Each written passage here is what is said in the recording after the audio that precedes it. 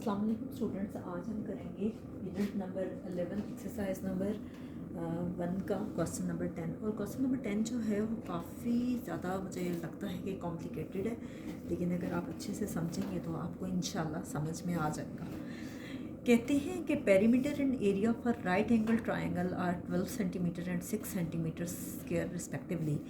Perimeter right angle triangle का 12 centimetre दिया हुआ है और एरिया दिया हुआ है 6 सेंटीमीटर स्क्वायर, और दोनों ये राइट एंगल ट्राइंगल के दिए हुए हैं। कहते हैं what is the length of its hypotenuse, इसकी हाइपोटेन्यूज की लेंथ क्या होगी। तो देखिए, सबसे पहले स्टार्ट हम लेते हैं।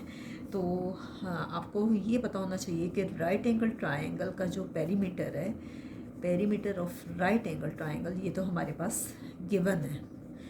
Perimeter of right angle triangle ये हमारे पास गिवन है, और ये कितना दिया हुआ है हमें, 12 सेंटीमीटर। अब देखिए, राइट एंगल ट्राइंगल का perimeter of right angle triangle का जो फॉर्मूला है वो क्या है, hypotenuse plus perpendicular plus base, और ये तीनों इक्वल दिए हुए हैं 12 सेंटीमीटर के। आप चाहें तो इसको पूरा पूरा लिख लें कि आपको सही तरह से क्लियर हो जाए। Hypotenuse plus perpendicular plus base, ये आपके पास किसका पेरीमीटर है, राइट एंगल ट्राइंगल का। और आपको पता है कि राइट एंगल ट्राइंगल जो है वो आपके पास इस शेप में होती है, और जो पेरीमीटर है वो उसकी बाउंड्री को कहते हैं। तो उसकी बाउंड्री में क्या आ रहा है, hypotenuse plus perpendicular plus base. ठीक है, नेक्स्ट है आपके पास area of right angle triangle. आप इसको नंबर 1 का नाम दे दें, ठीक है, equation 1। Area of right angle triangle आपके पास गिवन है, और वो कितना है आपके पास, राइट एंगल ट्राइंगल का एरिया, और वो दिया गया है 6 सेंटीमीटर स्क्वायर, ये आपके पास गिवन है। ठीक है, राइट एंगल ट्राइंगल का फॉर्मूला है जी आपके पास 1/2 multiply by base multiply by height. ये राइट एंगल ट्राइंगल का फॉर्मूला है, और ये किसके इक्वल है, 6 सेंटीमीटर स्क्वायर। ठीक है, अब देखिए ये 2 सामने मल्टीप्लाई हो रहा है, इसको मल्टीप्लाई करते हैं, बेस मल्टीप्लाई बाय हाइट, और 2 जो है अगर चाहें तो 2 को क्रॉस मल्टीप्लाई करते हैं, लेकिन मल्टीप्लाई करते हैं बोथ साइड्स को उसके एलसीएम से, या डायरेक्टली कर दें कि ये 2 इससे मल्टीप्लाई हो रहा है। Base multiply by height equal आ गया आपके पास 6 2s are 12 सेंटीमीटर स्क्वायर। ठीक है, अब देखिए हाइट जो है वो असल में बोलते हैं ऑल्टीट्यूड को या परपेंडिकुलर को। तो यहाँ पे हाइट की जगह अगर आप परपेंडिकुलर लिखते हैं तो तब भी कोई हर्ज नहीं है। ठीक है, अब देखिए आपको फाइंड करनी है बेस की वैल्यू। तो बेस को हम क्या करते हैं कि इस परपेंडिकुलर को यहाँ डिवाइड कर देते हैं। 12 बाय परपेंडिकुलर सेंटीमीटर स्क्वायर, बेशक आप अभी लिखें या ना लिखें कोई इशू नहीं है, अगर लिखते हैं तो तब भी ठीक है, नहीं लिखते तो तब भी कोई इशू नहीं है। इसे इक्वेशन 2 कहते हैं। इसके बाद आपके पास क्या है कि पैथागोरस थ्योरम, जो पैथागोरस थ्योरम है वो आपके पास इक्वल होता है hypotenuse square is equal to base square plus perpendicular square. अब आपको हाइपोटेन्यूज फाइंड करनी है, उन्होंने यही कहा है ना, लेंथ ऑफ इट्स हाइपोटेन्यूज। तो ये स्क्वायर आपको नहीं चाहिए, आप क्या करेंगे, बोथ साइड्स का स्क्वायर रूट ले लेंगे, taking square root on both sides. Both sides का आप स्क्वायर रूट ले लेंगे। ठीक है, ये हाइपोटेन्यूज का स्क्वायर आ जाएगा, ये आपके पास base square plus perpendicular square का स्क्वायर रूट, ये कैंसिल हो गया, तो हाइपोटेन्यूज आ गया base square plus perpendicular square, ये आपके पास इक्वेशन 3 आ गई। अब इन्हीं की हेल्प से हम ये सब फाइंड करेंगे इक्वेशन 1 से, 2 से और 3 से। मैं ऐसा करती हूँ कि नेक्स्ट पेज पे जब आपको करवाती हूँ तो ये तीनों इक्वेशंस जो हैं वहाँ पे मैं दोबारा लिख देती हूँ, ताकि आपको किसी किस्म की कोई भी प्रॉब्लम ना हो। अब देखिए, मैंने तीनों इक्वेशंस को आपके सामने दोबारा से लिख दिए, जब मैं वैल्यूज़ पुट करूँ तो आपको समझ में आ जाए कि ये किस तरह से हो रहा है।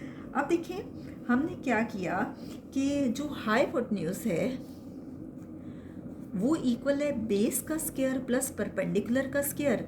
तो बेस की जगह मैंने इसकी वैल्यू, इस बेस की जगह मैंने इसकी वैल्यू पुट कर दी, जो क्या है 12 ओवर परपेंडिकुलर का होल स्क्वायर और ये है प्लस पी स्क्वायर, ठीक है। जस्ट वैल्यू पुट कर दी।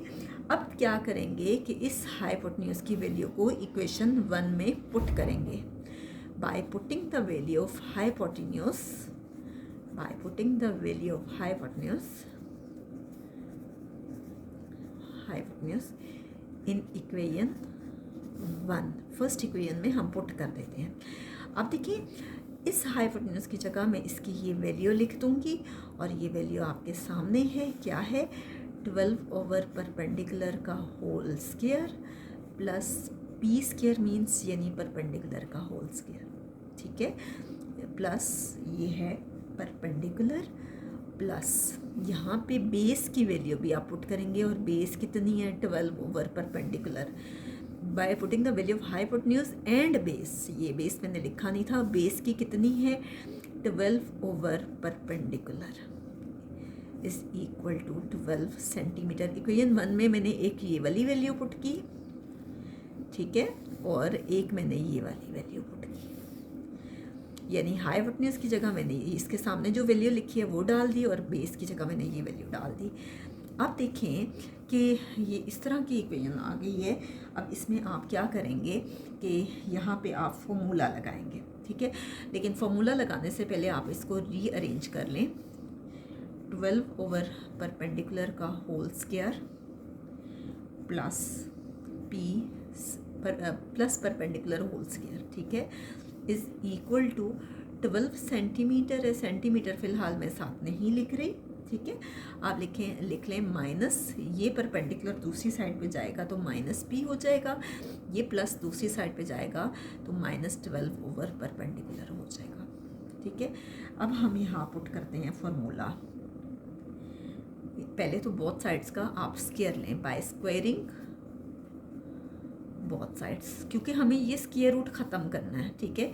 इस स्क्वायर रूट को ख़त्म करने के लिए हमने क्या किया कि बोथ साइड्स का स्क्वायर रूट लिया, 12 ओवर परपेंडिकुलर का होल स्क्वायर प्लस परपेंडिकुलर का होल स्क्वायर और ये है जी होल, ठीक है, स्क्वायर रूट हमने ले लिया, बोथ साइड्स का स्क्वायर लिया। अब ये क्या होगा 12 माइनस परपेंडिकुलर -12 बाय परपेंडिकुलर का होल स्क्वायर, ठीक है। अब देखिए ये स्क्वायर रूट इस स्क्वायर से कैंसिल हो गया, ये बचा 12 ओवर परपेंडिकुलर का होल स्क्वायर प्लस परपेंडिकुलर का होल स्क्वायर, ये आ गया और ये हमारे पास आया 12 माइनस परपेंडिकुलर -12 बाय परपेंडिकुलर का होल स्क्वायर। यहाँ हम क्या करेंगे कि फॉर्मूला लगाएंगे इसकी left side right hand side पे बाय यूजिंग फॉर्मूला। अब फॉर्मूला आपके पास कौन सा है जी, जो आपने किया हुआ है a plus B plus C का whole square which is equal to a square plus b square plus c square plus 2ab 2bc 2c होता है, लेकिन आप 2 कॉमन ले लें, ab plus bc plus ca, ये फॉर्मूला लगेगा इसमें। इस पर तो इस साइड पे कोई फॉर्मूला अप्लाई नहीं हो रहा, 12 को 12 से मल्टीप्लाई करें 144 आ जाएगा divided by perpendicular square plus ये आ गया परपेंडिकुलर स्क्वायर, ठीक है। इसी तरह से यहाँ फॉर्मूला होगा। अब देखिए ए आपके पास है 12, बी आपके पास है इसमें परपेंडिकुलर और सी कितना है 12 ओवर परपेंडिकुलर, ये आपके पास ए बी और सी की वैल्यूज़ हैं। तो क्या है ए का होल स्क्वायर यानी क्या होगा 12 का होल स्क्वायर, ठीक है, प्लस बी का होल स्क्वायर है तो बी के साथ यहाँ माइनस भी है, आप बेशक साथ माइनस ले लें, तो बी का होल स्क्वायर यानी माइनस परपेंडिकुलर का होल स्क्वायर प्लस सी का होल स्क्वायर, इसके साथ भी माइनस है, -12 ओवर परपेंडिकुलर का होल स्क्वायर यानी क्या है a का होल स्क्वायर प्लस b का होल स्क्वायर प्लस c का होल स्क्वायर। आगे फॉर्मूले में क्या है +2 इंटू a क्या है 12 और b क्या है minus perpendicular, 2 into a minus sorry यहाँ प्लस से प्लस b इंटू 2 इंटू ये देखिए टू कॉमन आ गया, ए बी आ गया, यहाँ बी सी की वैल्यू है, बी आपके पास है माइनस परपेंडिकुलर और सी क्या है -12 ओवर परपेंडिकुलर, प्लस सी की वैल्यू आपके पास है -12 ओवर परपेंडिकुलर और ए है जी आपके पास 12। मैंने जस्ट ये किया है कि फॉर्मूले में वैल्यूज़ पुट कर दिए, ये ए की वैल्यू है, ये बी की, ये सी की, +2 फॉर्मूले में है ए बी सी सी ए, ठीक है। ये आ गया 144। मैं अब परपेंडिकुलर को सिंपली पी स्क्वायर लिख रही हूँ, शॉर्ट करके लिख रही हूँ, प्लस ये भी है आपके पास P square is equal to 12 को 12 से मल्टीप्लाई करें 144 आता है, प्लस माइनस का होल स्क्वायर हमेशा प्लस होता है क्योंकि माइनस माइनस प्लस होता है, माइनस को अगर 2 टाइम्स मल्टीप्लाई करो तो वो प्लस आता है। परपेंडिकुलर का स्क्वायर जो है वो पी स्क्वायर ही आएगा, प्लस यहाँ पे भी माइनस का होल स्क्वायर जो है वो प्लस होगा, 12 का स्क्वायर लेंगे तो आएगा 144 डिवाइडेड बाय पी का स्क्वायर, ठीक है, +2 आपके पास आ गया कॉमन, ठीक है। -12 परपेंडिकुलर है यानी -12 पी आया, ये परपेंडिकुलर और ये परपेंडिकुलर कैंसिल हो गया, माइनस माइनस आ गया प्लस, ये आ गया 12। अब ये देखें प्लस माइनस आपके पास आ गया -12 को 12 से मल्टीप्लाई किया 144 आता है डिवाइडेड बाय परपेंडिकुलर यानी पी, तो फाइनली ये आ गया 144 by P square plus P square is equal to 144 plus P square plus 144 by P square. अच्छा अब ये है, ये आपके पास आ गया +2, ये आ गया -12 पी प्लस 12 -144 बाय पी। अब हम देखते हैं कि इसमें से कैंसिल क्या हो रहा है, ठीक है। अब ये प्लस पी स्क्वायर कैंसिल हो गया क्योंकि अगर मैं इसको इस साइड पे लेके आती हूँ ये प्लस इधर आके माइनस हो जाएगा, इसी तरह से ये प्लस ये इधर आएगा तो ये भी माइनस हो जाएगा, ये भी कैंसिल हो जाएगा। यहाँ बचा आपके पास 0 और ये आपके पास आ गया 144 +2 -12 पी, ये पी असल में परपेंडिकुलर है, +12 -144 बाय पी। नेक्स्ट पेज पे मैं इसको दोबारा इस लाइन को लिखती हूँ ताकि आपको किसी किस्म की कोई भी प्रॉब्लम ना हो।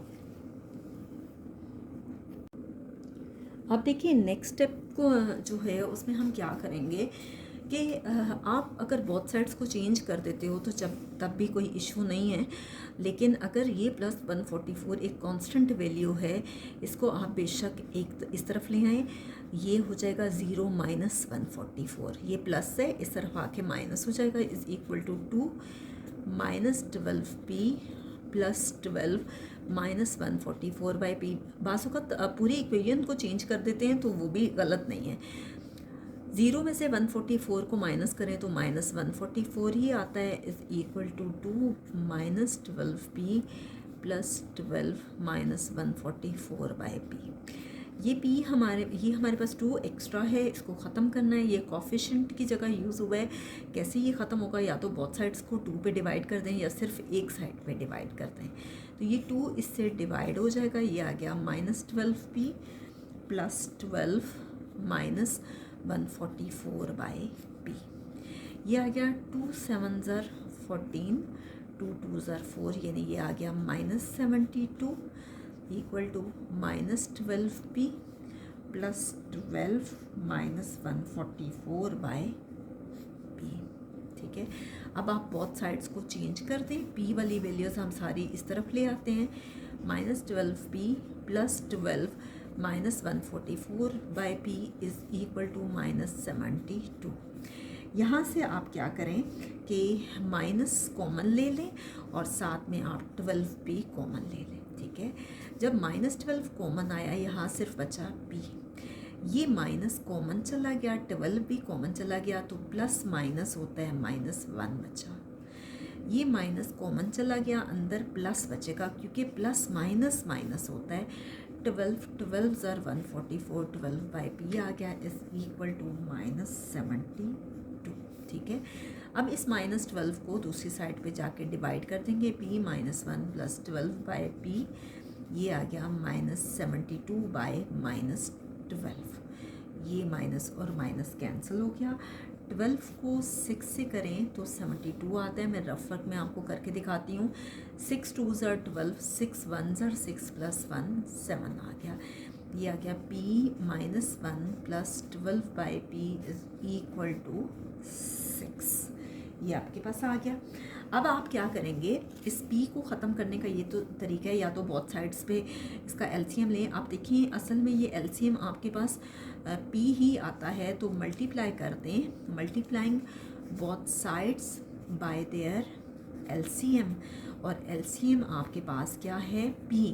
असल में नीचे जो है डिनोमिनेटर में 1 और p है, तो ज़ाहिर बात है एलसीएम p आएगा। p से मल्टीप्लाई होगा, फिर माइनस p 1 से मल्टीप्लाई होगा, और फिर क्या होगा, p मल्टीप्लाई होगा 12 बाई p से, हर एक से p मल्टीप्लाई हो जाएगा, equal to 6 multiply by p, या p मल्टीप्लाई बाई 6 कर लें।